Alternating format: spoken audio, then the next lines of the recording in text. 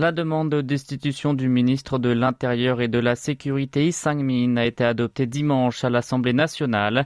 Les partis de l'opposition ont déposé cette proposition pour lui faire porter la responsabilité de la bousculade mortelle survenue à Itaewon pendant la fête d'Halloween.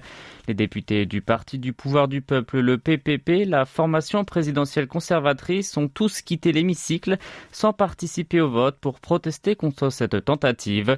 182 parlementaires, notamment du Minju, la première force de l'opposition, et du Parti de la justice ont voté pour.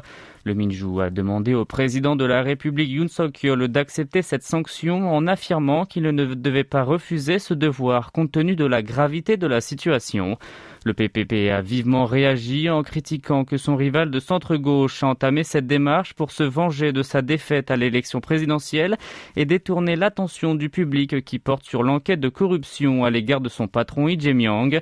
Quant au bureau présidentiel de Yongsan, il a annoncé qu'il n'avait aucun commentaire à faire à ce sujet.